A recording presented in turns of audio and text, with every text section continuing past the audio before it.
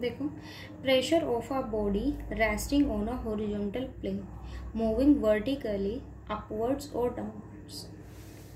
मेरे पास कोई भी एक हॉरिजॉन्टल बॉडी है जिसके ऊपर मैंने किसको प्लेस किया हुआ है, कोई भी एक बॉडी है, ठीक है। आपके पास इस हॉरिजॉन्टल प्लेन पर कोई भी पार्टिकल मूव, मेरे पास मैंने किसी भी बॉडी को प्लेस किया हुआ है, ठीक है। आपके पास इसकी दो कंडीशन होती है। मान लीजिए मेरे पास में जो ये पार्टिकल है वो मैंने यहाँ प्लेस किया हुआ है, ठीक है, वो इस हॉरिजॉन्टल प्लेन पर, और लेट किया मैंने कि वो आपके पास किस डायरेक्शन पर मूव करता है, वर्टिकली अपवर्ड डायरेक्शन में मूव करता है।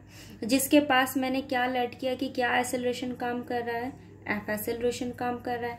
अब आपने किसी बॉडी को किसी हॉरिजॉन्टल प्लेस पर प्लेस किया हुआ है, ठीक है। मेरे पास ये हॉरिजॉन्टल, आपके पास हॉरिजॉन्टल प्लेन है और मैंने किसी बॉडी को यहाँ प्लेस किया हुआ है, तो आपके पास जो भी इस बॉडी का मास होगा, मतलब आपके पास इस बॉडी का कोई ना कोई तो मास होगा ना, वो जो उस बॉडी का मास है उसका जो वेट होगा वो आपके पास किस डायरेक्शन में काम करेगा, डाउनवर्ड डायरेक्शन में।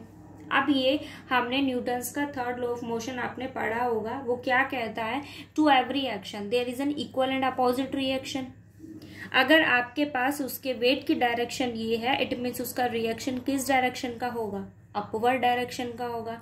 और मैंने लेट कर लिया कि आपके पास वो जो भी आपके पास में बॉडी है वो किस डायरेक्शन में मूव कर रही है, अपवर्ड डायरेक्शन में। इट मीन्स वहां आपके पास कोई ना कोई एक्सेलरेशन काम करेगा। अब आपके पास दो चीजें होती है। देखो, हम अभी ये जनरल केस पढ़कर आए हैं कि हम किसी भी इफेक्टिव फोर्स को अगर फाइंड आउट करते हैं तो हम क्या वैल्यू लेते हैं, P equals to MF use करते हैं। ये इफेक्टिव फोर्स होता है जिसकी वैल्यू हमारे पास क्या होती है, MF होती है। इस केस में मेरे पास मैंने बॉडी को प्लेस किया हुआ है किसी हॉरिजॉन्टल प्लेन पर, ठीक है। ये बॉडी का जो वेट है वो डाउनवर्ड डायरेक्शन में काम करेगा, सो इसका रिएक्शन अपोजिट डायरेक्शन होगी, so it's upward direction. F मैंने क्या ले लिया, एक्सेलरेशन ले लिया, जो किस डायरेक्शन में मूव कर रहा है, वर्टिकली अपवर्ड डायरेक्शन में मूव कर रहा है। अब अगर देखा जाए आपके पास पी की, ये इफेक्टिव फोर्स होता है जो हमारे पास किसके इक्वल होता है, MF के इक्वल होता है। अब आप देखो इन दोनों के डायरेक्शन मेरे पास क्या है, अपोजिट डायरेक्शन है ना, सो R माइनस MG किसके इक्वल होगा, MF के इक्वल होगा, ठीक है। मेरे पास ये बॉडी है, ये इसका वेट डाउनवर्ड डायरेक्शन में, सो इसकी रिएक्शन अपवर्ड अपोजिट डायरेक्शन होगी। और मेरे पास जो पार्टिकल है, जो भी बॉडी है, वो किस डायरेक्शन में मूव कर रही है, वर्टिकली अपवर्ड डायरेक्शन में मूव कर रही है। सो R माइनस MG किसके इक्वल होगा, MF के, MG plus MF, so R equals to MG plus F, ठीक है। ये केस कब है, जब आपके पास एफ एक्सेलरेशन की डायरेक्शन कौन सी होगी, अपवर्ड डायरेक्शन होगी। अब आप सेकंड केस देखिए, क्या है, आपके पास ये हॉरिजॉन्टल प्लेन है और मेरे पास कोई भी एक बॉडी है जो किस डायरेक्शन में मूव कर रही है, वर्टिकली डाउनवर्ड डायरेक्शन में मूव कर रही है। किस डायरेक्शन में वो मूव कर रही है, डाउनवर्ड डायरेक्शन में ना। अब आपके पास ये वेट है, ये उसका क्या है, रिएक्शन है। सो अगर वो डाउनवर्ड डायरेक्शन में मूव कर रहा है तो उसका केस आपके पास क्या बनेगा, MG माइनस, मैंने यहाँ रिएक्शन क्या लेट किया है, R डैश, सो MG माइनस R डैश आपके पास किसके इक्वल होगा, MF के इक्वल होगा।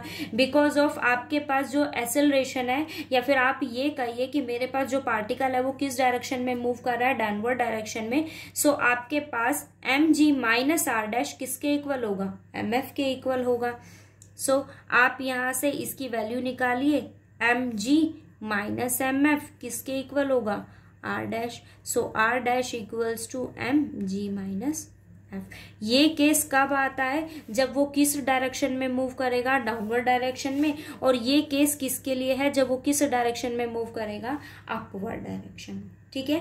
आपके पास यहाँ दो केसेस मेन आते हैं कि आपके पास कोई भी बॉडी हो, अगर वो अपवर्ड डायरेक्शन में मूव करती है तो उस केस में हमारे पास क्या कंडीशन होगी, R equals to MG plus F। और अगर आपके पास वो डाउनवर्ड डायरेक्शन में मूव करती है तो उसके लिए कंडीशन क्या होगी, R dash MG minus F, ठीक है। एक केस मेरे पास ये होता है कि अगर आपके पास, देखो किसी चीज के लिए, अगर किसी भी पार्टिकल के लिए आपके पास दो चीजें गिवन हो, एक आपके पास गिवन हो अपीयरेंट वेट, ठीक है, और एक मेरे पास उसका क्या गिवन हो, एक्चुअल वेट। आपने उसको मतलब क्वेश्चन में आपको ये मेंशन नहीं है कि मेरे पास वो अपवर्ड डायरेक्शन में मूव करती है या डाउनवर्ड डायरेक्शन में, बट उसने आपको दो चीजें दी हैं, एक है अपीयरेंट वेट और दूसरा आपके पास क्या है, एक्चुअल वेट है। तो फर्स्ट कंडीशन ये कहती है कि अगर आपके पास अपवर्ड एक्चुअल जो वेट है ना वो आपके पास किससे ग्रेटर है, अपीयरेंट वेट जो है वो आपके पास किससे ग्रेटर है, एक्चुअल वेट से। इस केस में आपके पास जो एक्सेलरेशन होगा ना वो किस डायरेक्शन में मूव करेगा, अपवर्ड डायरेक्शन में।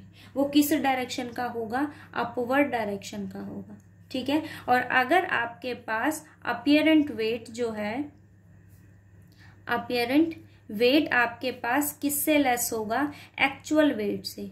किससे लेस होगा, एक्चुअल वेट से। तो उस केस में मेरे पास जो एफ एक्सेलरेशन है वो किस डायरेक्शन में मूव करेगा, डाउनवर्ड डायरेक्शन, ठीक है। अगर आपको डायरेक्शंस नहीं गिवन हो बट आपको एक्चुअल और अपीयरेंट वेट गिवन हो तो आपको चेक करना पड़ेगा कि अगर अपीयरेंट वेट आपके पास ग्रेटर है किससे, एक्चुअल वेट से, तो इस केस में मेरे पास एफ की डायरेक्शन कौन सी होगी, अपवर्ड। और अपीयरेंट वेट अगर आपके पास लेस है किससे, एक्चुअल वेट से, उस केस में मेरे पास एफ की जो डायरेक्शन होगी वो क्या होगी, डाउनवर्ड डायरेक्शन हो, ठीक है। दो केसेस हमने पढ़े हैं, अगर एफ की डायरेक्शन अपवर्ड होगी तो उस केस में ये इक्वेशन आपके पास होगी, और अगर डाउनवर्ड होगी तो उस केस में आपके पास ये इक्वेशन होगी।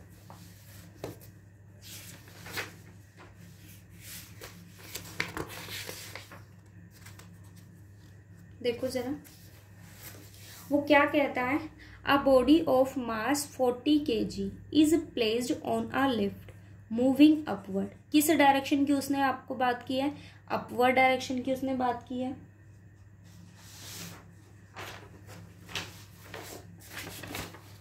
और उसने मास आपको क्या मेंशन किया है यहाँ, 40। बॉडी का मास क्या है मेरे पास, 40 है। और एफ की जो डायरेक्शन है वो आपके पास क्या है, अपवर्ड है। इट मीन्स आपके पास कोई भी बॉडी अगर वहां प्लेस्ड है तो एफ एक्सेलरेशन आपके पास किस डायरेक्शन में काम कर रहा है, इस डायरेक्शन में काम कर रहा है, ठीक है। देखो ये 40 है, वो क्या कहता है, the lift first moves with an acceleration 4। It means मेरे पास एफ की वैल्यू क्या है, 4, ठीक है। तो आपके पास दो चीजें हैं यहाँ पर, मास मुझे गिवन है, एफ की वैल्यू मेरे पास 4 है, और क्या कहता है कि वो एफ की जो डायरेक्शन है वो आपके पास क्या है, अपवर्ड डायरेक्शन है। सो इफेक्टिव फोर्स हम कैसे फाइंड आउट करेंगे, इफेक्टिव फोर्स किसके इक्वल होगा, मास इनटू एक्सेलरेशन। तो वैल्यू निकालेंगे इफेक्टिव फोर्स की वैल्यू, अगर वो अपवर्ड है सो आर माइनस एम जी 40 जी किसके इक्वल होगा, मास क्या है मेरे पास 40 और एक्सेलरेशन मेरे पास क्या है 4 है, ठीक है।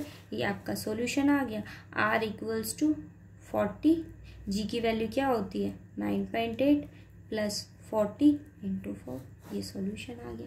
सेकंड केस देखो वो क्या कहता है, विद कांस्टेंट वेलोसिटी। अगर वेलोसिटी कांस्टेंट है तो उस केस में एफ की वैल्यू क्या हो जाएगी 0।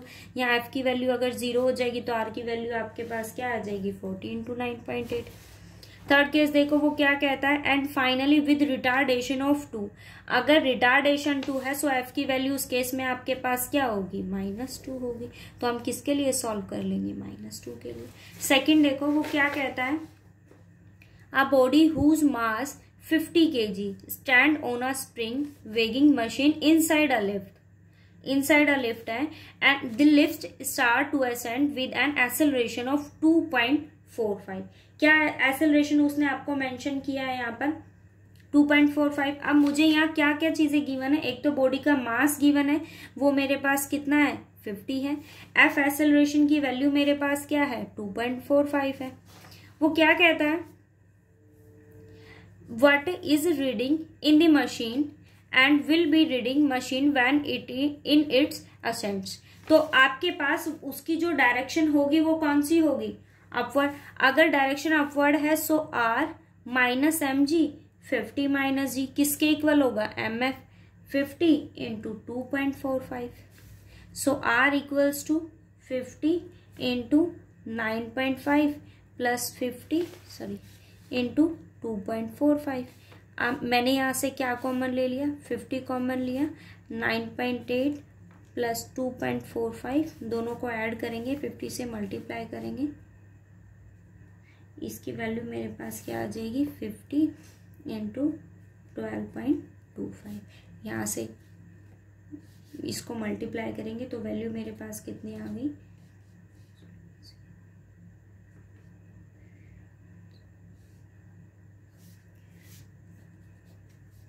ये न्यूटन्स है, और न्यूटन से आपको वेट किस में दिया हुआ है, केजी में, इसको इंटरचेंज करेंगे और उसकी वैल्यू आपके पास क्या होती है 9.5, तो मेरे पास वैल्यू क्या आ गई 62.5 केजी। ठीक है, मेरे पास वैल्यू क्या आ गई 62.5 केजी। ठीक है, अब उसकी फर्स्ट कंडीशन देखो, वो क्या कहता है, विद यूनिफॉर्म वेलोसिटी। अगर उसके पास वेलोसिटी क्या है, यूनिफॉर्म है, इट मीन्स आपके पास एफ की वैल्यू उस केस में क्या होगी, 0। अगर एफ की वैल्यू 0 है तो सब्स्टिट्यूट करेंगे, r minus 50g equals to 50 into 0, so r equals to, ठीक है। सेकेंड कंडीशन क्या कहता है, विद एन रिटार्डेशन 4.5, आपको रिटार्डेशन क्या गिवन है 4.5, इट मीन्स आपके पास एफ की वैल्यू क्या हो गई, आपके पास एफ की वैल्यू क्या हो गई -4.5। आप वैल्यू को सब्स्टिट्यूट कीजिए, r minus 50g equals to 50 into -4.5, इसका सॉल्यूशन फाइंड आउट कीजिए। ठीक है, क्वेश्चंस इसके इजी हैं, मतलब इतने टफ नहीं है। आपको 2 कंडीशन पता होनी चाहिए कि अगर अपवर्ड डायरेक्शन में तो उसके लिए क्या कंडीशन अप्लाई होगी, और अगर डाउनवर्ड है तो उसके लिए क्या कंडीशन अप्लाई होगी। देखो, a diver jumps in a well with life belt of weight 10 kg। कितने की बात की उसने आपको, 10 kg की ना, ऑन हिज हेड, कहाँ पर है, उसके हेड पर है 10 kg। What pressure does belt exert on him before he reach the surface of the water. हमें क्या निकालना है, प्रेशर ऑफ बेल्ट। तो मेरे पास यहाँ क्या कंडीशन गिवन है कि जो मास है वो आपके पास में क्या है 10 है, 10 kg मेंशन उसने आपको किया है। और दूसरी कंडीशन देखो, मेरे पास यहाँ क्या है, वो डाउनवर्ड डायरेक्शन में मूव कर रहा है ना, और डाउनवर्ड में मूव कर रहा है तो वहां कौन काम करता है, ग्रेविटेशनल फोर्स आपके पास काम करता है। और अगर वो डाउनवर्ड डायरेक्शन में, सो अप्लाई करो mg माइनस r, किसके इक्वल होगा, mf के, और m की वैल्यू क्या है 10, और f की जगह आपके पास वैल्यू क्या है g, so 10g minus 10g equals to r, so आपके पास में प्रेशर ऑफ बेल्ट क्या हो गया 0। ठीक है, ये मेरे पास क्या है, थर्ड क्वेश्चन है। आपको सारी चीजें स्टेप बाय स्टेप मेंशन करनी है, ये मैं ऐसे इसलिए आपको शॉर्ट फॉर्म में बता रही हूँ ताकि आप क्वेश्चन को समझ सको। फोर्थ देखो क्या कहता है, A bucket of water weighing 160 lbs is being raised from a well 10 feet। कितना फीट है आपके पास वेल, 100 फीट है ना, तो आपके पास डिस्टेंस कितना हो गया, ठीक है, with a uniform force of 100 lbs weight. ये 100 lbs वेट है आपके पास, और जो वाटर ऑफ वेगिंग है वो कितना है 160 है। तो मेरे पास जो टोटल एक्सीलरेटिंग फोर्स होगा वो कितना हो जाएगा 20 lbs माइनस 160। ठीक है, और हमारे पास वैल्यू क्या है, देखो उसने क्या दिया है 160 lbs। क्या कहता है, with what acceleration will it move and what time does it take reach to top of well.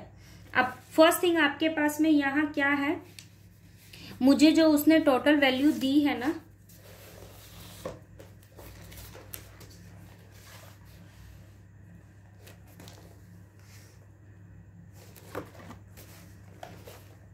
Settlement बैठता नहीं है, देखो क्या कहता है, bucket of water weighing 160 lbs। क्या वैल्यू दी है उसने आपको 160 lbs, मेरे पास वैल्यू उसकी गिवन है। इट मीन्स आपके पास देखो वैल्यू क्या है यहाँ, और उसने आपको क्या गिवन किया है, फोर्स, यूनिफॉर्म फोर्स मेरे पास क्या है 200 है, तो मेरे पास एक्सेलरेटिंग फोर्स क्या हो जाएगा 200G माइनस 160। ठीक है, किसके इक्वल होता है, mf के। m मेरे पास मास कितना है 160 और अपवर्ड डायरेक्शन में मूव कर रहा है, सो f हो गया। ये इसकी वैल्यू मेरे पास क्या हो गई 40G इक्वल्स टू क्या हो गया 160F हो गया। इट मीन्स आपके पास यहाँ से f की वैल्यू को अगर मैं फाइंड आउट करती हूँ तो मेरे पास f की वैल्यू क्या हो गई, ये उधर जाएगा, सो 1/4G। ठीक है, अब मैं यहाँ g की वैल्यू को डालूंगी। आपके पास g की वैल्यू क्या मेरे पास यहाँ वैल्यू चल रही है, LBS सिस्टम है ना आपके पास, तो उस केस में मेरे पास यहाँ g की वैल्यू क्या होगी 32। सो इसकी वैल्यू मेरे पास क्या आ गई 8 फीट पर सेकेंड स्क्वायर। अब आगे वो हमें क्या कहता है कि मुझे फाइंड आउट करना है कि वो आपके पास में कहाँ रीच करे, what acceleration, with what acceleration will it move and what time does it take to reach the top of well. तो उस केस में देखो आपके पास यहाँ मेंशन है इनिशियल वेलोसिटी क्या गिवन किया उसने 0, और s जो आपके पास डिस्टेंस है वो कितना है 100 फीट है, और f की वैल्यू मेरे पास यहाँ आप इस पे अप्लाई कीजिए। s किसके इक्वल है ut plus 1/2 ft square. s की वैल्यू मेरे पास क्या है 100, u की वैल्यू मेरे पास क्या है 0, ये क्या हो जाएगा 1/2, f की वैल्यू क्या है 8 है, इंटू क्या आ गया t स्क्वायर आ गया। आप इसको सॉल्व कीजिए, इधर से मेरे पास क्या वैल्यू आ जाएगी, ये हो गया 4t स्क्वायर इक्वल्स टू 100। सो ये इसको 4 से डिवाइड करेंगे 25, t की वैल्यू मेरे पास क्या आ गई 5, और मुझे यही फाइंड आउट करना था। ठीक है, ये देखो उसने मुझे यहाँ मेंशन किया था कि 100 आपके पास में ये यूनिफॉर्म फोर्स था, तो मुझे यहाँ क्या निकालना था, एक्सेलरेटिंग फोर्स निकालना था। तो मैंने जो यूनिफॉर्म फोर्स था उसमें से किसको सब्ट्रैक्ट किया है, वाटर वेट को सब्ट्रैक्ट किया, उसको मैंने सब्ट्रैक्ट किया किसके इक्वल होगा mf से। यहाँ से मैंने f की वैल्यू को निकाला, एस डिस्टेंस मेरे पास गिवन था और इनिशियल वेलोसिटी मेरे पास क्या थी 0, वहाँ से मैंने किसकी वैल्यू निकाल दी t की, और मुझे यही वैल्यू को फाइंड आउट करना था। ठीक है, उसके बाद में 5th क्वेश्चन देखो क्या कहता है, अ पैराशूट वेगिंग 112 lbs, कितना मास उसका है 112 है, फॉलिंग विद यूनिफॉर्म एक्सेलरेशन, किसके साथ फॉल करता है वो, यूनिफॉर्म एक्सेलरेशन के साथ, from rest descent 16 feet in the first 4 seconds. तो मुझे क्या क्या गिवन है यहाँ पर, मास गिवन है, उसका मास मेरे पास क्या है, 5th क्वेश्चन की हम बात करें, उसका मास मेरे पास क्या है 112 LBS है। फिर उसने क्या कहा था, with uniform acceleration from rest, it means आपके पास इनिशियल वेलोसिटी क्या है 0 है, डिस्टेंस उसने आपको क्या दिया है 16 फीट, इसमें इट मीन्स आपके पास s की वैल्यू क्या है 16 feet with in the first 4 second. So t की वैल्यू मेरे पास क्या है 4 है, तो हम f की वैल्यू को कैसे निकालेंगे, रिजल्ट का यूज करेंगे, s equals to ut plus 1/2 ft square. Value को सब्स्टिट्यूट करेंगे, ये 16 है, इनिशियल वेलोसिटी मेरे पास क्या है 0 है, f की वैल्यू मेरे पास, f मुझे फाइंड आउट करना है, और 4 की वैल्यू मेरे पास t की वैल्यू मेरे पास क्या है 4, इसका स्क्वायर करेंगे, ये आपके पास क्या हो जाएगा 16, ये वैल्यू उधर जाएगी, तो मेरे पास f की वैल्यू कितनी आ गई 2, f एक्सेलरेशन की वैल्यू मेरे पास क्या आ गई 2 आ गई। अब वो क्या कहता है, मुझे फाइंड करना है, find the resultant pressure of air, मुझे एयर का प्रेशर फाइंड आउट करना है। तो मैंने क्या किया, लेट किया कि जो प्रेशर ऑफ आर है, सॉरी मैंने क्या लेट किया कि जो प्रेशर ऑफ एयर है वो क्या है मेरे पास आर है, प्रेशर ऑफ एयर मुझे फाइंड आउट करना है, इट मीन्स मुझे किसकी वैल्यू को फाइंड आउट करना है आर को। तो मैंने क्या किया, टोटल वेट से मैंने किसको सब्ट्रैक्ट कर दिया, एयर ऑफ प्रेशर को निकाल दिया, लेकिन ये वैल्यू आपके पास किस में है LBS में है ना, और 1 LBS में आपके पास कितने बाउंडल्स होते हैं 32, सो टोटल आपके पास क्या हो गए 32 बाउंडल्स, किसके इक्वल होगा mf के, m की वैल्यू क्या है 112 और f की वैल्यू मेरे पास क्या है 2 है, सो मेरे पास वैल्यू क्या आई है 1, इसको उधर डिवाइड कर देंगे, सो ये वैल्यू हो जाएगी 112 माइनस आर, ये उधर जाएगा, सो इसकी वैल्यू मेरे पास होगी, इसकी वैल्यू मेरे पास कितनी आ जाएगी, यहाँ से 7 आ जाएगा और आर की वैल्यू मेरे पास क्या होगी 10। ये मुझे फाइंड आउट करना था, ठीक है। 6th क्वेश्चन देखो जरा, क्या मुझे गिवन है, वो क्या कहता है, मास 5 kg is suspended from a spring balance in a balloon ascending vertical upwards with a uniform acceleration. किसकी बात कर रहा है वो, यूनिफॉर्म एक्सेलरेशन की। क्या दिया उसने, मास ऑफ 5 kg, क्या मेंशन किया है, mass of 5 kg suspended from a spring balance in a balloon ascending vertically upward with a uniform acceleration if the reading of spring balance is 6 kg. Find the acceleration of the balloon. अब मुझे यहाँ 2 cases given है, एक apparent given है और एक मुझे क्या गिवन है, एक्चुअल वेट गिवन है, और बॉडी का एक्चुअल वेट मुझे यहाँ गिवन है, और मुझे यहाँ क्या क्या गिवन है, एक बॉडी का मास भी गिवन है। तो आप चेक करके मुझे बताना कि इसका सॉल्यूशन कैसे करेंगे। एक एक्चुअल गिवन है, एक मेरे पास कैसा गिवन है, अपियरेंट की, ये मेरे पास वैल्यू अपियरेंट है और ये वैल्यू मेरे पास कैसी है, इसकी एक्चुअल वेट है। इसका सॉल्यूशन देना जरा आपने कैसे फाइंड आउट किया, ठीक है। ये ट्राई करना इसका 6th क्वेश्चन को आप।